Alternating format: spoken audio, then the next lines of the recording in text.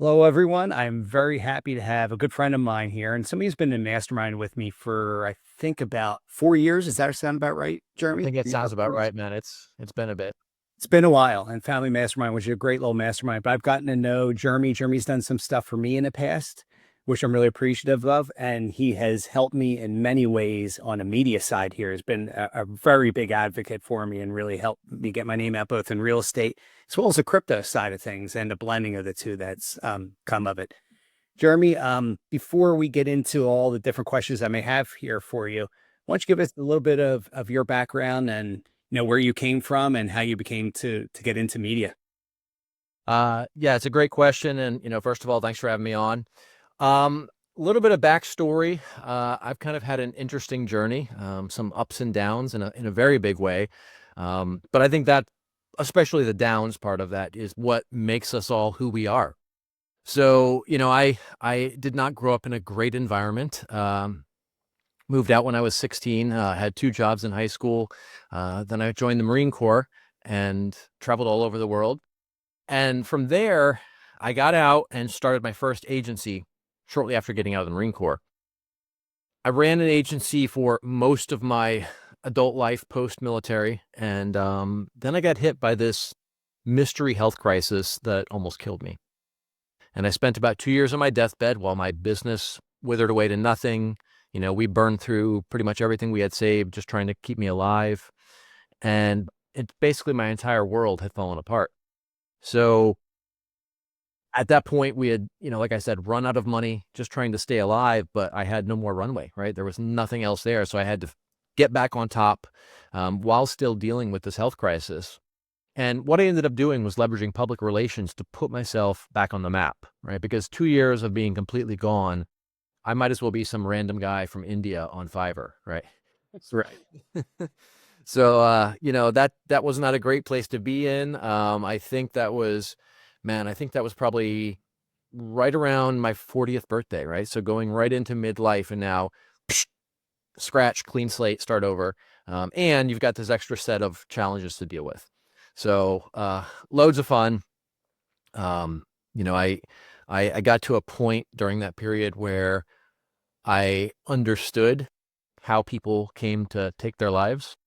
And shortly after that, one of my brothers from the Marine Corps, one of the toughest guys that I've ever met, took his life right around that same time. And it was a huge wake up call for me because, you know, I knew who he was and what he had overcome. And he went down this path. And I know what I've been through and what I've overcome. And I went down, had these thoughts, right? So here we are. Everybody, everybody can go through this at any time. And so I started getting very vocal about what I was going through, not just the symptoms, not just the direct outcome, but, behind the scenes, the emotional side of it. And that's something that guys generally don't do. We don't really talk about much of anything, especially those of us who were in jobs where, you had to be the one to protect everyone else, right? It's just not a thing. But in doing that, it was a very cathartic experience, but it also led to a lot of other people reaching out. And they started, telling me how a particular post helped them in some way. Some even went as far as saying that, the conversations that we had saved them from suicide. I know there's a certain number of people that we've kind of gone down that path and specifically saved them just from, the counseling, which I did with a lot of veterans. But that kind of became its own thing, its own entity. And, I've been a very vocal advocate for, getting help and, kind of building that resilience, but also working with the folks in your circle or, professionals where need be. That kind of, was its own offshoot thing that there was no business around that. There was no revenue model or anything like that. That was just a thing that I did. But in that process of me starting over because of that situation and basically having to rebuild everything, I leaned pretty heavily into public relations along with some social media, some SEO, and reestablished myself as an authority, first kind of in the marketing space in general, but then I really started to lean more heavily into PR, and we pivoted to that around 2020 to where that's all we do now is just public relations. And, that grew very quickly. Things blew up in a very big way. Um, Things just got easier. They got more effective. I take that back. I wouldn't say easier. They seemed easier because I had realized some things that I hadn't in the past. But that was basically the process. At that point, we transitioned from running a full service agency to focusing entirely on PR because I saw how powerful that process was, right? I had gone, start over from zero to where I was at that point. And it's like, well, there's so many great people in our circle who are amazing at what they do. They bring great value, like you're a great example of that. Every time you talk, people learn something, right? They're always getting something out of engaging with you in some way. And then we've got these other people like our old friend Patch, right? Oh yeah. Who great at selling themselves, great at promoting themselves, but they don't actually bring any value to the people they interact with. They're actually con artists in many cases. So I wanted to focus on helping, the great people like you, people like Corey, some of the folks in our network who are great at really educating people and serving them in a way that helps them better their situation. I wanted to help those people get out there and impact more people. And then, of course, in doing that, they make more money. So everybody wins except for the con artists that are now getting drowned out. Yes. Which is great. And I think you were the one that figured that out about him. Yeah, unfortunately, not before losing tens of thousands of dollars to some of his scams. But Lots of people did, unfortunately. yeah, lots of smart people, and that's something that I think a lot of people make the mistake of when they encounter something like that. They don't want to say something because, and I went through this myself at first, right? It's like, well, do I tell anyone this? Because I mean, hell, I didn't tell you even until, God, it was quite a bit down the road. Hmm. But I had suspicions for a while and I was like, things just don't add up. But people are often afraid to say something because everybody else is like, oh, no, that's not the case. That person's great. Like they couldn't possibly fool all these people. Well, guess what? They did. Yeah. And Quite well. that's an effective con artist. I know somebody, I mean, he really did seem believable to all of us, really to all of us. So it just goes to show you it's easy to get fooled out there. I mean, Bernie Madoff, look what he did, right? I mean, he was the ultimate and he Yeah. played Well, for a long our time. government's the ultimate, but They are. They another are. story. Absolutely. Yeah. And they continue to do it and continue to try to do as much as they can. Yeah. And they will. The Federal Reserve, the whole bank system, all those things, they continue to take advantage of it for sure. For sure. But when you got into media, you really created a lot of connections across all kinds of different, a lot of them in the business side, right?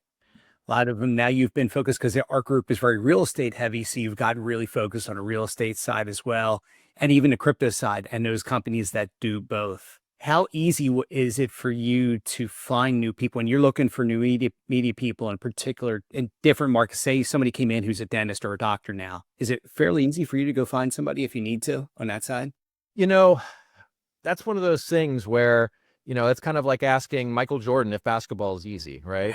Right. Um, yes, but it's because of all of the work that You we did put before. in to get good at it, right? Um, is it easy from an objective standpoint? Absolutely not. In fact, Joe was saying something that relates to this just a couple weeks ago on the family call, Mhm. where he was complaining about the people who pitch him to be on his podcast. Yeah. And they're reaching out to him. They know he's got a great podcast. They know he's got a big audience and he's well trusted.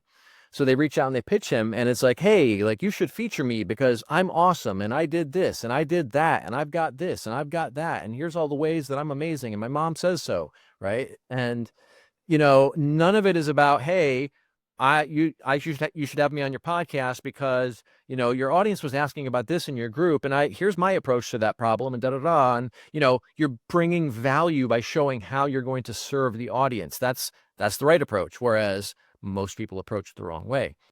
So it's easy if you do it right. I feel right. That doesn't mean you're going to go and every pitch you send is going to win, but it means if you're following the right approach, it should theoretically be a simple process. Doesn't mean that it's going to be no work. It doesn't mean that you're going to get what you want every time you send an email. But, I have a particular approach to it. Everybody does things a little bit differently, but I like to go and establish and then nurture relationships with those outlets. And that's how I've been very effective at getting into any particular industry. So I guess the answer is yes, but it depends. Yeah, I know you had to build relationships and trust with these networks, with a lot of them, and that took time, right? You sending them quality people to go on and do interviews with. So there was a lot of background there that you had to do a lot of work just to even get to know and network with these people, right? These people in the media. So once you get in your foot in the door, then it's a little simpler, is what you're saying. It's just really difficult. You had to really work your ass off. I remember you telling me to get your foot in the door to get started in this Yeah. area. Right. Yeah, absolutely. But, once you do it, then that tends to spider web out into a lot of other opportunities if you manage it correctly, right? Because people know each other, they talk in that industry, and, look, a journalist job is difficult. They've got a lot of content to create. They've usually got a pretty tight time frame to do it, and they are being judged on whether people are engaging with that content, right? It's not just, hey, write this article or do this news segment. It's, okay, now it's out there.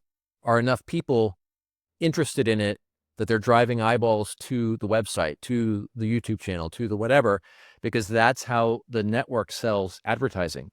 And if the journalist isn't generating enough visibility, then that puts them in jeopardy. So if you can find ways to help them do that, then you're going to get a lot more attention, and they'll also tend to share your name with other journalists. There's private groups, Facebook and text message threads and other social media platforms where people are looking for sources. This is not a thing that's open to the public, but you'll see other journalists say, hey, so-and-so has always got great sources for me. Why don't you reach out to them? And once you start getting it right, then you start to get opportunities coming to you versus having to chase all of them. Yeah. Yeah. No, absolutely. I totally understand that. Now I want to talk a little bit about the community that you're building because it's becoming a very impressive community pretty quickly here.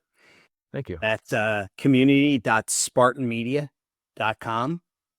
And talk about some of the people I know in your community. You have diverse people, you have investors, you have realtors, you probably even have more than that. Why don't you talk a little bit about your community, what it's about, and how you're looking to grow that?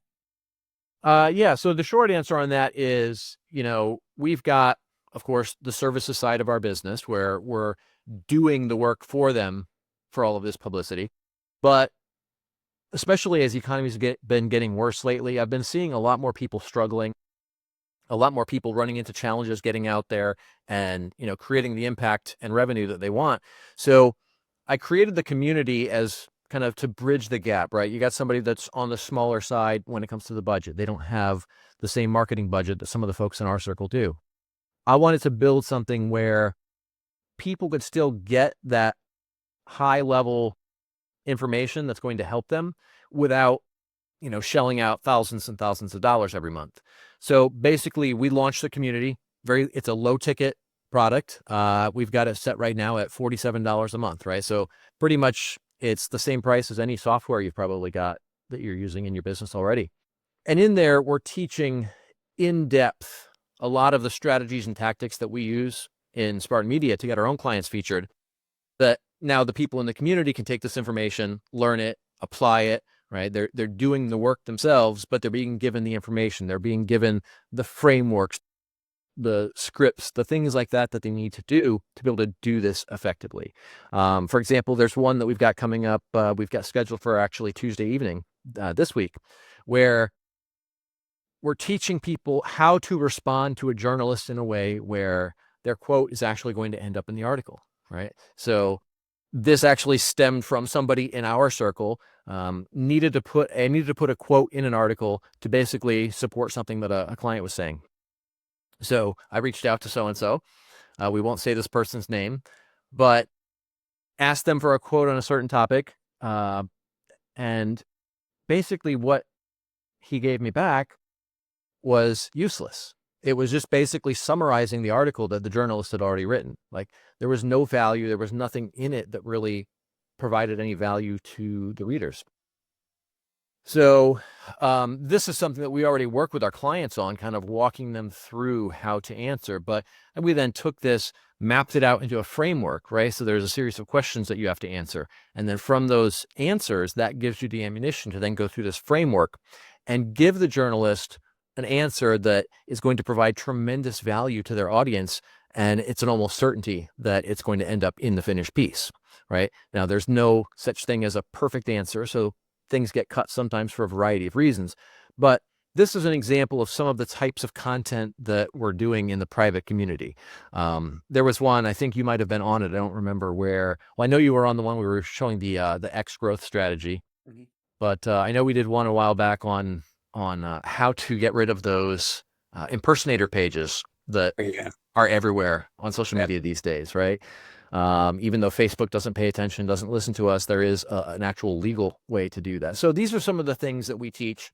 But what I'm excited about beyond that is some of the software that we've put into the platform. So I know you saw some of them, but if you want, we can do a screen share for your Yeah, let's do audience. that. It was good. This was excellent.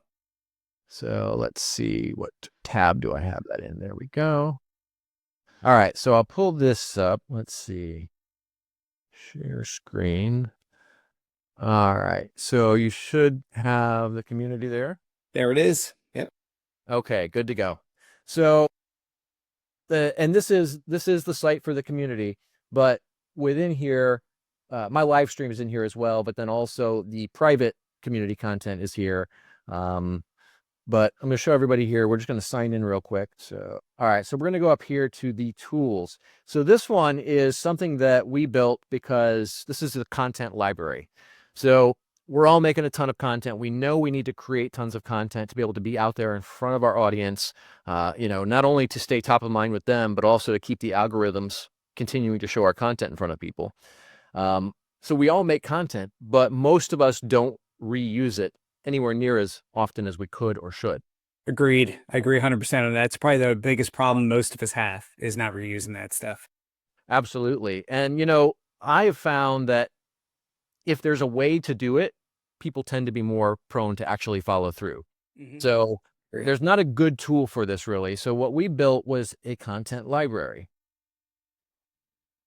I've got a few things that we put in here. I've been putting in on my live stream. We've got the topics that we cover. I've been putting in the outlines from those topics as content ideas. So if I ever want to come back and whip out a quick post about any particular topic, I've got this wealth of information here. Like if I pop into one of these real quick, so basically this is just it was the outline from that that particular segment of the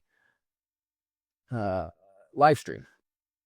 So it makes it really easy if I want to bang out a quick video, quick post, text post, whatever, it's all there. You've also got text content. So like if I wanted to go post this on X, I could actually just click this and it'll pop up a little window and you can push it straight to X.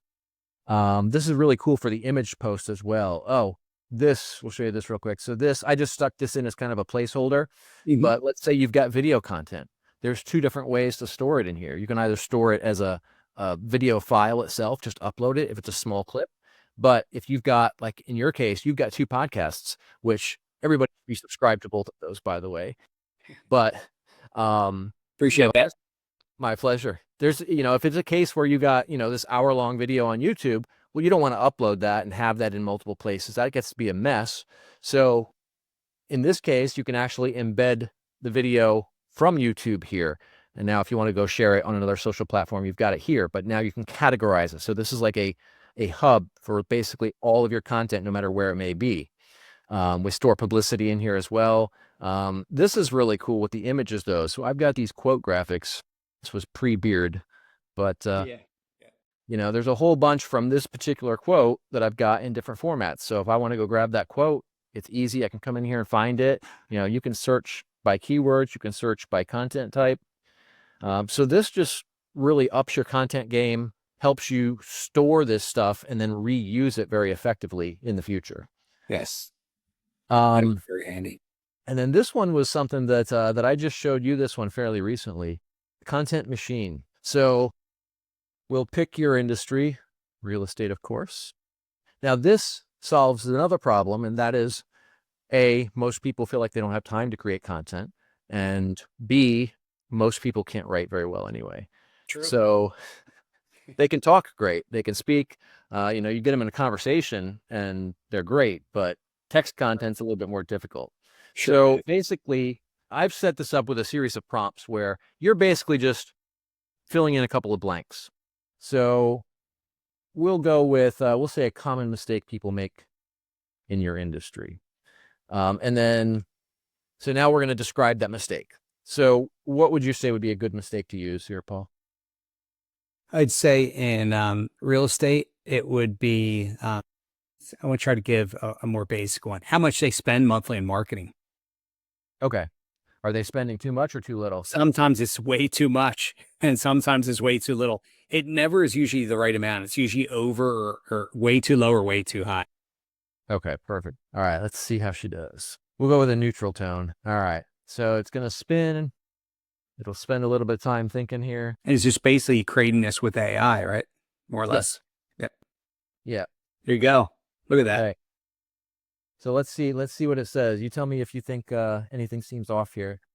No, this is exactly what I thought it would give. And what I love about it is we've built it to specifically not only write well, but also bring it to a more human level, right? It doesn't use all these words that nobody's ever going to use. Like we've got it coached very well into a very tight lane of guardrails, basically.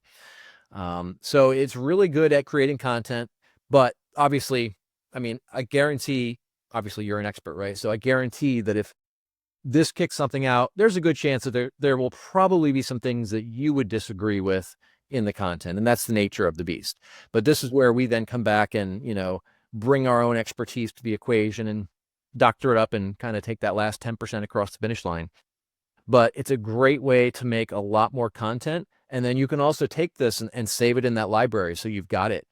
So you don't have to worry about, you used it once and now it's gone and never use it again like most people run into. You can use this for 3 different video ideas potentially, Absolutely. And then, beyond that, like let's say you post it now, in 3 months, there's no reason you can't post the same thing again. Now, obviously, there's going to be some cases where something may not be, right? Like if you're talking about, what's going on in the crypto market or the real estate market today, then that's not relevant in 6 months. But evergreen content, principles, foundational concepts, that's going to be good for forever.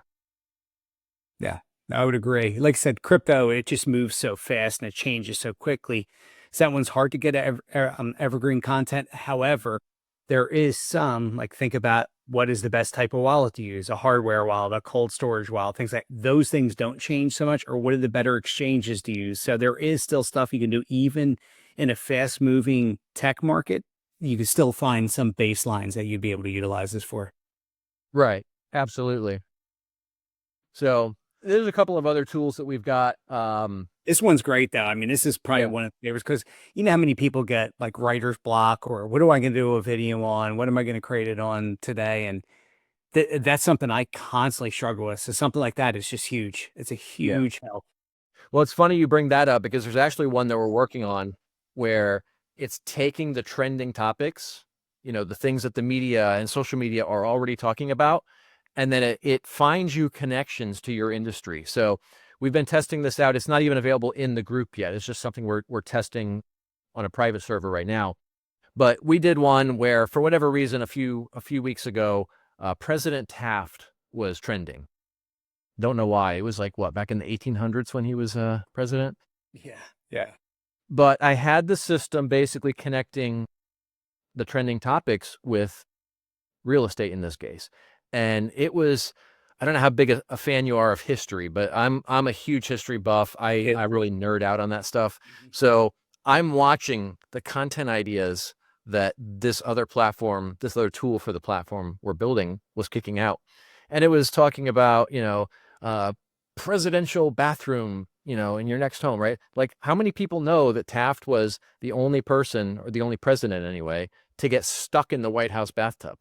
Like almost nobody knows that. But we got the system like pulling obscure details like that. And now it's connecting that to, give people advice on like some of the bathroom renovations that could be super effective in making a listing really stand out or things like that.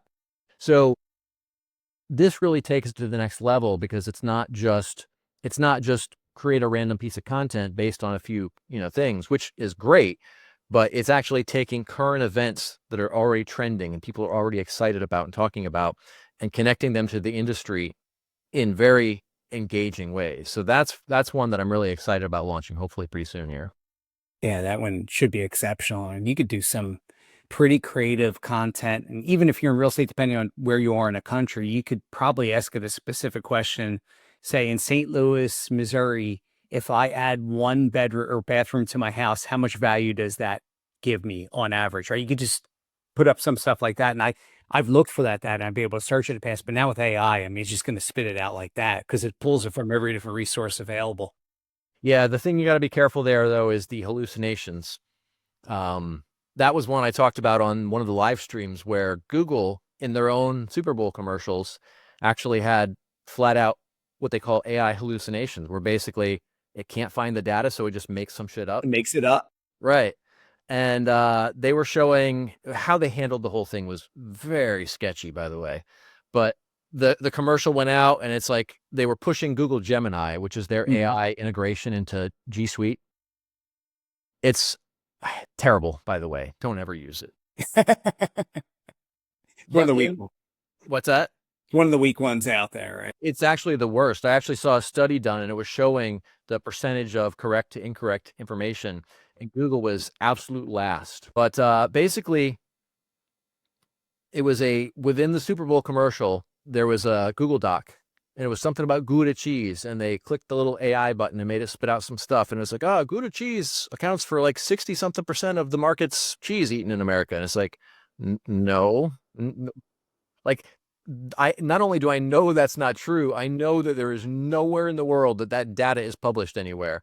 So Google actually, what they ended up doing was they went back and they deleted the video on the server. They didn't delete the entry. They just deleted the video and replaced it with another one. So it still looked like the original one, but now there was no proof that they lied. So a lot of people were talking about that. Google's kind of been going through a pretty brutal PR crisis for about a year now. But that was one of the latest episodes of that. Yeah, they've been going through because you know you have different AIs out there. Like what is it, Grok? That's the big one. That's that Chinese one that's been producing. They say better content. A lot of times, what I'll do is Grok is actually Twitter's. Well, is it X. Twitter's? Yeah, you're thinking of What is that Chinese one? What is the name of that? DeepSeek is what that is. DeepSeek. Yes, thank you, DeepSeek. So you got if you put in the same question to like mobile ones, it's good to do that and kind of get an idea too, because sometimes you get totally different answers from one Absolutely. to the other. And I find that which platform you use depends on what you're trying to perform, right? Like some are great for content, some are great for research, some are great for, making silly pictures. But there's no one size fits all great platform across the board. No, I would agree with that. And look, it's still really new technology, right? AI it's still really new. So I can imagine what's going to be like an additional 5 years from now, how much more dialed in it'll be and how much better. And especially if they get quantum computing in there, it'd be interesting. Yeah, was it Microsoft that just came out with that new metamaterial or whatever? Yes. Yep. Yep. So it'd be interesting to see how some of this stuff plays out. You know, I guess you can pay for some of the higher end AI that's out there. And I guess that's more reliable, supposedly, and I have not tested it, so I don't know. I do use one that's a crypto-based company. It's Venice.ai, Venice like Venice, Italy, and it's been pretty good. That one's been pretty solid for me. I compare that one side by side with Chat GPT and a couple others, and it's been pretty good. But like you said, it's industry dependent. So dependent on which one you use, you might get a totally different answer than another one. Yeah, That is for absolutely. sure. So in your community, I said there's a good bit of realtors in that, correct? Good bit of Yeah, there's some realtors, there's some investors. There's also kind of a broader mix outside of that as well. But yeah, large segment of it is on the real estate side. and that's huge because how it can connect with our group, um, which we have a bunch of investors and we're buying all over the country, and your realtors are in different parts of the country too. So within that community, I plan on utilizing that more to connect my students with some of the other agents there within your community too, which could be a big, huge help. It's another reason to be in I think it's just so important to be in a community like this because there's so many other like-minded people who think the same way you do, entrepreneurial spirited people.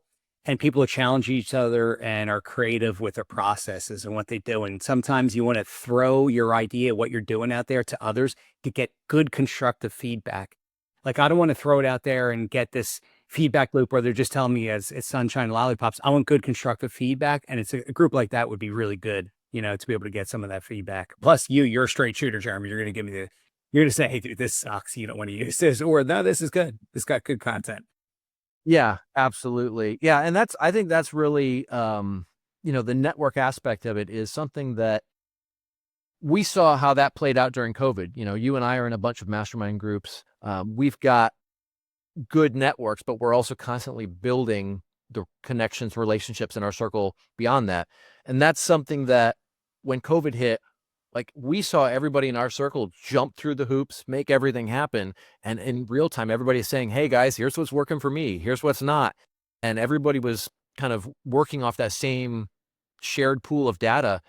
And, I remember during that time, most other people were struggling, but the people in our circle were all doing better than ever. There was, of course, that initial fear and holy shit, the world's burning down. But I think we all pivoted pretty damn quickly. I would agree. And it was exceptionally quick because we were on these virtual calls weekly here. And it was really helpful for a lot of us for other people to just say, hey, I tried this. This is working really, really well now. And then we'd all try it and see how it worked for us too. But you need that. That is super important. But our community did do exceptionally well. And look, we were thrown into a whirlwind there. None of us ever seen anything like that in our life before.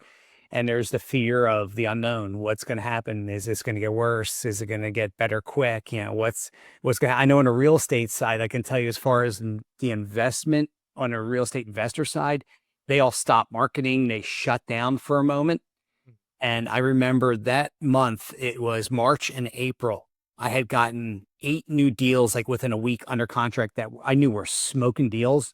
I'm like, should I do them? Like, you know what? I'm doing them all because the numbers just make sense. Like the world has to completely fall apart for these to not be good deals. Ended up being the best decision I could have made. It was a gamble, right? It was a risk because if this thing killed a lot of people, it would have totally changed everything.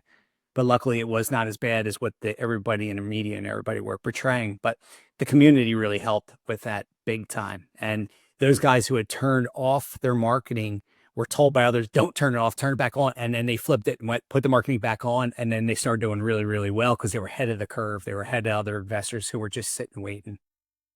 And that's one of those things where when the market declines and everybody kind of runs in fear, that's when the biggest opportunities come around. You had those, 7 or 8 properties you were talking about. Those would not have worked out the way they did in a normal market. I'm sure they would have been great, but they wouldn't have been as great. And it's when everything falls apart and you've got the balls to run in and keep moving forward towards the mission, that's where you really start to make those moves that change your generation, the trajectory of your family for decades to come. So Warren Buffett said, be greedy when others are fearful and fearful when others are greedy. And that really is the mindset you got to have when there's blood on the streets, with right now, like the stock market crashing and equities crashing.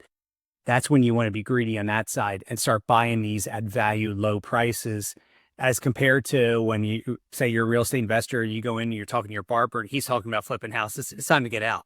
All right. Let's get hit the peak of the market. It's time to start thinking of something else that you want to do out there. Maybe scaling back the marketing and the like. But yeah, that's the truth. You got to be, it's the right time, right place. And then trust your gut too. Your gut's usually pretty good. That gut instinct that you get. If you think about it too long, you might change your mind. and our monkey brains will overrule our gut, right? Where our gut, like you think about in the military, you're using your gut on some stuff, right? There's certain protocol you do, but you trust your gut for these quick decisions that you have to make. Yeah, we had a saying that no plan survives first contact. Basically, the idea is, right, like once the bullets start flying, you had a plan, but none of that really matters. What's going to matter is how you're adapting to the ground game. What are you dealing with right now in this very second? And that's where most people kind of spaz out and let their emotions take over. They do. That's a majority of humans, right? There's a majority of people. There's a special group that don't allow that to bother them, doesn't phase them so much, and they excel in that kind of environment. The vast majority of us, I mean, look, bullets are flying at you, it's changing everything, right? And Mike Tyson said, everybody has a plan until they get punched in the face. Yep. That's the truth, right? You have this plan and you're punched in the face. Now you're dazed and you're not yourself and you got to figure it out from there. And then the gut instinct comes in and either, it's fight or flight and you figure it out and you do it on the fly. You probably got some great military stories. I know you had some great training exercise stories you've told me over the years. Some of them are heck of a lot of fun. We'll talk more about them when we meet up in family next week too. Anything else? Any other contact information for people to follow you? I know you probably have a Twitter handle. Actually, I know you do. Yes. And any other ways you want people to be able to reach out and contact you in case they have any? Yeah. Yeah, I'm really easy to get a hold of. Obviously a publicist. I'm not hard to find. You Google my name and my social profiles will all pop up. My websites will pop up. I'm everywhere. But yeah, if you're interested in kind of getting out there and having a greater impact, go join the Spartan community. You can always find me over there. Teaching great stuff in the public side as well as in the private side where we go deeper and work through workshops and all of that. So I'm easy to find. If you just throw my name into any search engine or AI tool, most of them should be able to point you directly to me. Absolutely. And Jeremy can do a lot of different things. I mean, something as simple as you're trying to create a commercial that you want to put on YouTube or something. He can even help you with doing that and how to kind of write that out and how to systematize it and figure out what to say and, get it in there within a period of time, right? You got to get that in within, you try to get that punchline, they say, right? Quickly catch people, get them with a hook, and then bring them in from there. This is something that I stink at, but Jeremy's way, way better than me at that and understanding those things. So if anybody's interested in joining the group, I would highly recommend it. I like the group. I'm in the group. It's going to be a huge help for me. Like I said, not just on from my student side, on my side, but for me too. I'm learning from a lot of these people that can do a lot of things tech-wise that I am not as good at. Jeremy's way better than me with the tech stuff as well. But no, it's a great group. I really appreciate you having me in the group, Jeremy. My pleasure. And I look forward to, a lot more times of meeting people in that group and new people in that group. So anything else that I missed as far as what you guys provide? No, I mean, yeah, the PR services and the community is our core these days. So that's where we're staying in that lane and just continuing to crush with it. Beautiful. Keep it up, Jeremy, and thank you for coming on the show. I really appreciate it. And we'll catch you guys in the next episode. Thanks, Paul.